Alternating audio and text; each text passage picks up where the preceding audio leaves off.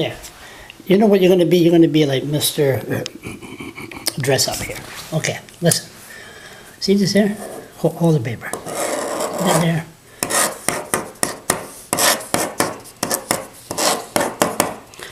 Okay.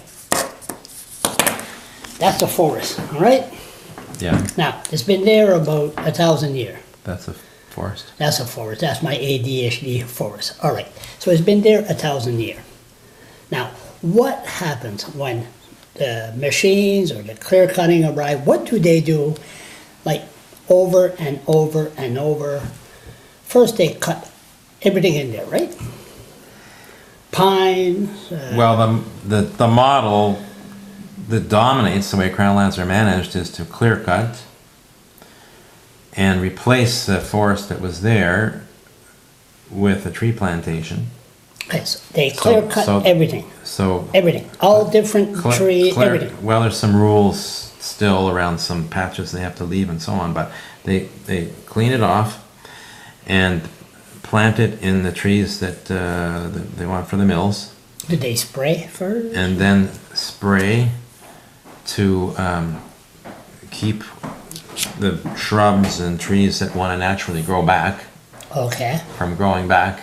Because remember, what they've cleared off is not what they're planting. Mm-hmm. What they've cleared off is essentially to create a place to plant, say, black spruce. Okay. And so plant the species of trees that they want for the mills. So there's way more of those species than would grow back naturally, of those particular species. So all the other types of species that naturally want to grow there try and grow back, like the hardwoods and the shrubs. So they spray them so they don't interfere with the growth of the trees they want that they planted. Is that where your softwood comes? That's all. That's softwood, yeah. Softwood. Yeah. And how long? So when they grow it, plant it, how long it takes? How many years until they cut it again? Well, it depends what they're planting, but the frequency. So they would cut some of the younger trees after, I can tell you how many years, to thin it out, right? So they've got like thinning, pre-commercial, commercial thinning, and then eventually, around 50 years or so, they'd be cutting the mature trees, or not mature, but the trees they planted. And once the trees are planted, they're really beginning their second life. There comes the machines, and they just cut them down. Well, it's more of an agricultural style of forestry, rather than cutting in ways that encourages the trees you want to grow back. You cut everything out of the way, and you plant the trees you want.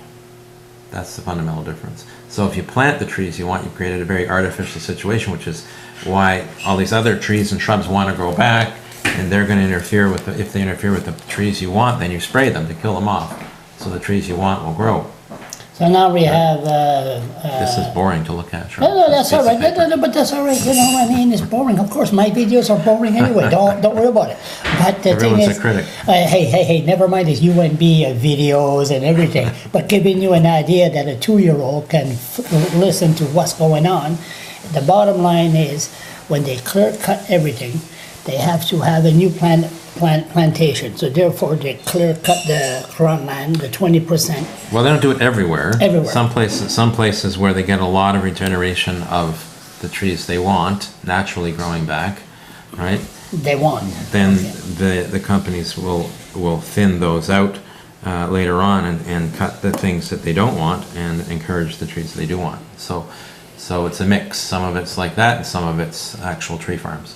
And the spraying, that's to make sure that everything's destroyed. So the spraying is only done on the tree farms to kill off the shrubs and trees that naturally want to grow back, that would use the bad weed, in their opinion, the bad weed. That would use nutrients and water and sunshine that they want to see go to the tree species they planted. And when they spray, it goes down the earth and in the rivers? Has that been proven yet? So it goes onto the soil. It goes onto the leaves and the needles, and onto what shrubs might grow back up, or might not have been killed off, I should say. So, and certainly on there before they die. So, I've never seen any research looking at the impacts on waterways myself. No. So I can't tell you, but I know that it gets on the browse, and the deer will eat that. Oh yeah. And so that's probably not a good thing. No. It stays in the soil longer than it does if it's just sitting out in the sunlight. So yeah, it's in the soil. It's on the surfaces it touches, and that's what happens. What they do with birch tree? Well, do they save it? Is it good for something, birch? Depends what. So if it's gray birch, it's not harvested for anything. No. If it's yellow birch, yes, it's valuable for hardwood, for lumber.